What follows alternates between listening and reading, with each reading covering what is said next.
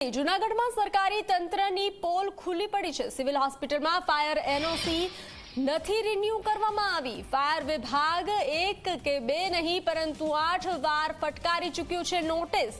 Medical કોલેજમાં fire એનઓસીની સમસ્યાનો ખુલાસો સામે આવ્યો છે, જે તંત્ર નિયમોનું પાલન કરાવવાના દાવા કરે છે, પરંતુ તેમની કર્મચારીઓમાં જ ફાયરના નિયમોનું ઉલ્લંઘન થઈ રહ્યું છે। તો કચેરીમાં ઉલ્લંઘન થઈ રહ્યું છે। સિવિલમાં સાધનો ઇન્સ્ટોલ કરવાની કામગીરી ચાલી રહી હોવાનો પણ દાવો કરવામાં આવ્યો છે। જો સિવિલમાં મોટી દુર્ઘટના બને તો જવાબદારી કોણ લેશે? શું તંત્ર સિવિલ હોસ્પિટલ પર કાર્યવાહી કરશે? તો જૂનાગઢમાં પોલ ખુલ્લી પડી છે, અનેક સવાલો પણ ઉદ્ભવી રહ્યા છે। જૂનાગઢમાં સરકારી તંત્રની પોલ ખુલ્લી પડી છે।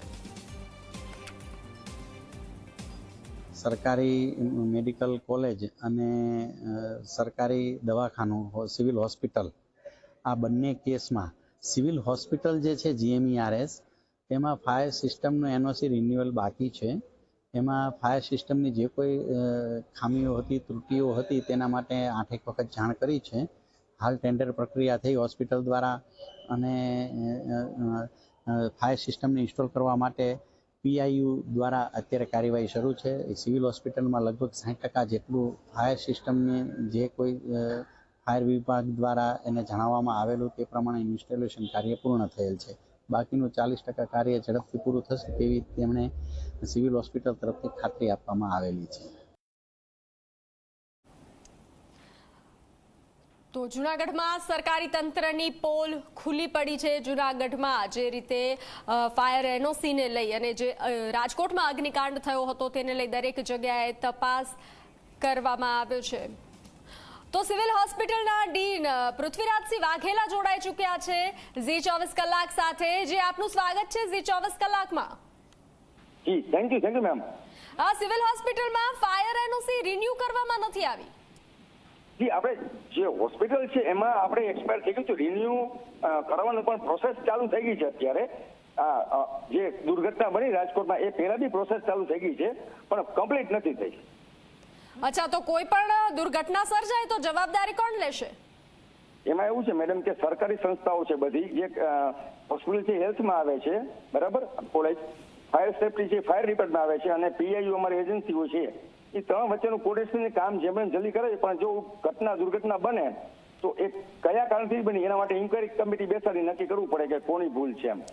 તો આવી આજે રાજકોટની ઘટના ઘટી ત્યારબાદ જ કેમ આવા બધા તપાસ કરવામાં આવી રહી છે અને બધું એનઓસી રિન્યુને લઈને પણ વાત કરવામાં આવી રહી છે? તંત્ર પહેલા શું કરતું હતું? મેડમ, જ્યાં સુધી મને ખબર છે જૂનાગઢમાં તો અમારે 2 મહિના પહેલા એજન્સી એપોર્ટ થઈ ગઈ હતી આ દુર્ઘટના પહેલાની, બરાબર, અને હોસ્પિટલમાં કામગીરી અત્યારે ચાલુ જ છે પણ કમ્પ્લીટ નથી, એટલે મારી ભૂલ છે, બરાબર।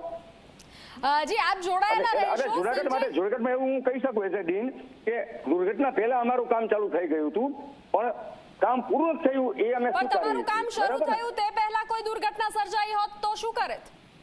જી મેડમ, એ તો પછી આપણે ઈચ્છીએ ભગવાનને પ્રાર્થના કરીએ કે એવું ન થાય। પછી તંત્ર શું કરી રહ્યું છે? ખેર, આપ જોડાયેલા રહેશો। સંજય કોરડિયા ધારાસભ્ય જૂનાગઢ આપણી સાથે જોડાઈ ચૂક્યા છે। ઝી24 કલાકમાં આપનું સ્વાગત છે। કોઈ પણ દુર્ઘટના સર્જાય ત્યારબાદ જાગવામાં આવે છે, તો શું કોઈને જગાવવા માટે દુર્ઘટનાઓ સર્જાય તેની રાહ જોવાની રહેશે? મેડમ, આ સિવિલ અને મેડિકલ કોલેજના જે ફાયર એનઓસી છે, ધારાસભ્ય બન્યા પછી એ પહેલી વખત 1.5 વર્ષ પહેલા મેં લેખિત આપેલું છે તંત્રને। જી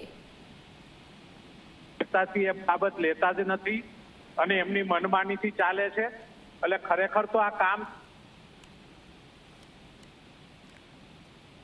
આ વિષયનો પણ જવાબ આ લોકો નથી આપતા, તો કાર્યવાહી આ સભ્ય જે લોકો લાગે છે નેટવર્ક ઇશ્યુ આવી રહ્યો છે।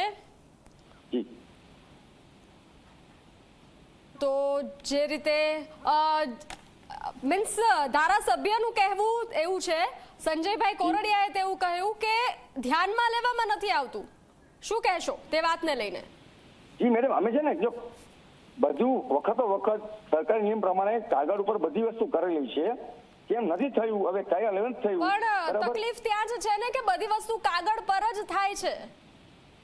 મેડમ એ અમુક વસ્તુમાં અમારા બંધાયેલા છે, બરાબર મેડમ, પણ જી આશા રાખીએ કે કોઈ જે પણ કંઈ દુર્ઘટના બન્યું ના છે, સર્જાય ભવિષ્યમાં ન તેવા બને જો તકેદારી રૂપ આપ પગલા લેશો.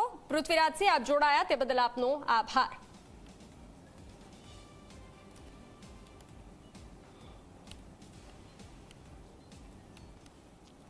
તો રાજકોટમાં ગેમ ઝોનમાં અગ્નિકાંડ બાદ તંત્ર એક્શનમાં આવ્યું છે. હાઈકોર્ટના આદેશ બાદ તંત્ર સફાળું જાગ્યું છે. લાયસન્સ અથવા એનઓસી વગરના ગેમ ઝોનના સંચાલકો સામે ફરિયાદ કરવામાં આવી રહી છે. Crime branch